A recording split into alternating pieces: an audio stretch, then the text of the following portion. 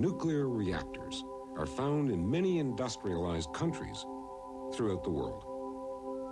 They can produce large amounts of electricity from a small amount of fuel.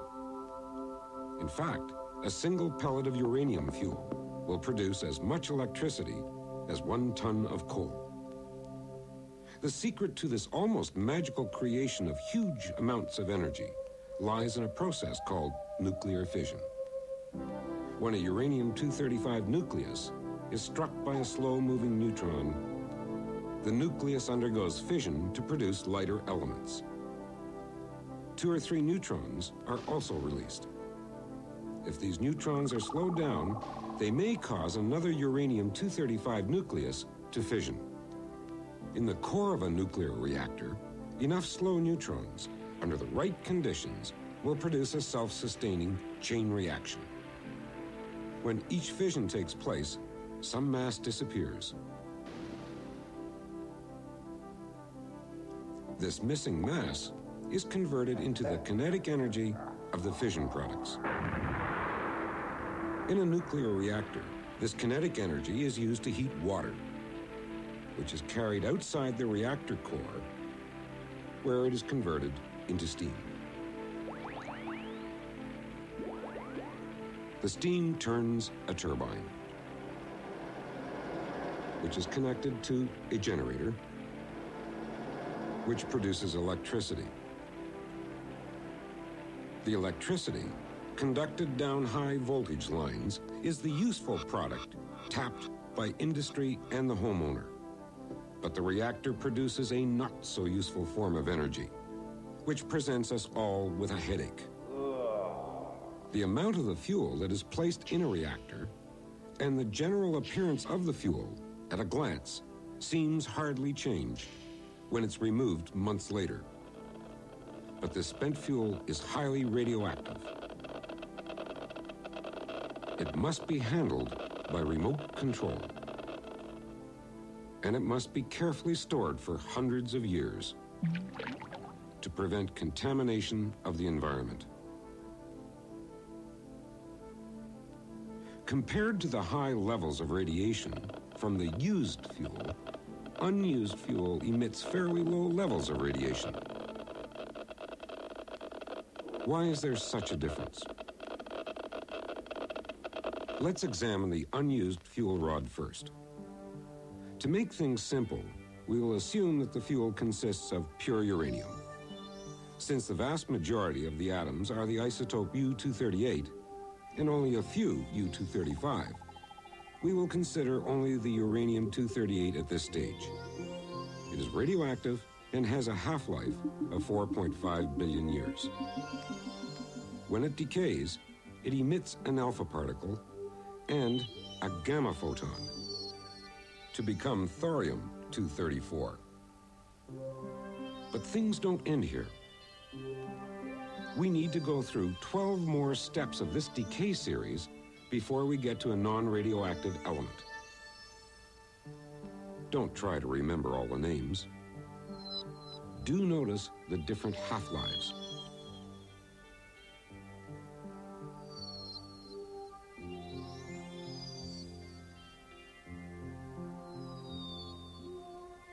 Also notice that by the time we get to the end, 3 forms of nuclear radiation, namely alpha, beta, and gamma, have been emitted.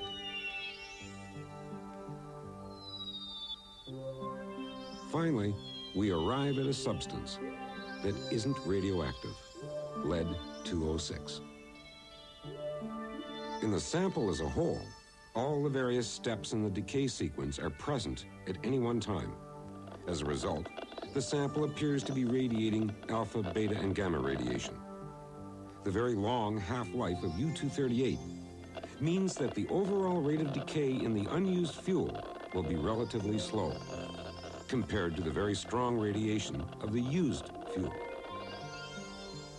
Now, let's begin the fission process in the reactor core.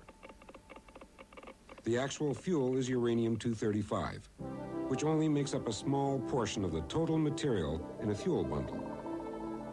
U-235 undergoes fission when struck by a slow neutron. This releases energy and also results in the production of lighter elements. There are many possible combinations of fission products of this uranium-235 fission. Let's examine strontium-95 and xenon-139, just one possible pair of products. Strontium-95 is radioactive. It decays in a series of 4 steps to form molybdenum-95, which is stable. The other fission product, xenon-139, is also radioactive. It decays in a series of 3 steps to form lanthanum-139, which is also stable. So, the fuel in the reactor core begins with the natural decay series of U-238, which produces only a little radiation. But as fission begins, a variety of fission products with very short half-lives are formed. These decay rapidly, and a great deal more radiation is produced. And that's not all that's going on inside the fuel. Even though a U-238 nucleus will not fission when struck by a slow neutron, it may, however, absorb a neutron to become uranium-239. Another decay sequence begins to produce plutonium-239.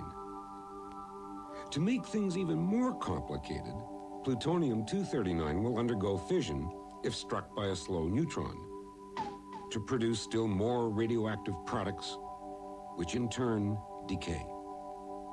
This fissioning of plutonium-239 actually accounts for 30% of the energy produced in the reactor, while producing a whole set of more complicated decay sequences which add to the radiation from the fuel. When the fuel is removed from the reactor, the fission process stops, but not the decay chains.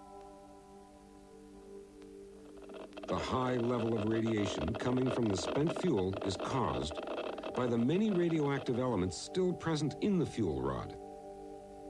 Since many of these have a short half-life, the radiation from the fuel will drop dramatically in minutes, hours, and days after it has been removed from a reactor. Because many radioactive isotopes in the spent fuel are present in large concentrations and have long half-lives, the spent fuel poses a danger to the environment for many thousands of years. Researchers are now looking for ways of safely storing this waste, for example, in caverns deep within stable rock formations. Is it possible to harness nuclear energy, or any energy source for that matter, without risks to ourselves or our environment?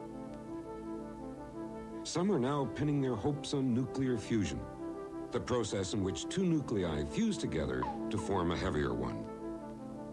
But nuclear fusion will no doubt have its share of dangers, the same way hydropower has broken dams, the way coal-burning plants produce acid rain, and the way nuclear reactors produce radioactive byproducts. As with so many of the discoveries in science, the secret of nature, unlocked by Becquerel, can both harm us and help us. A support booklet for Concepts in Science is available from ABC Education. For further information, contact 008 800 150.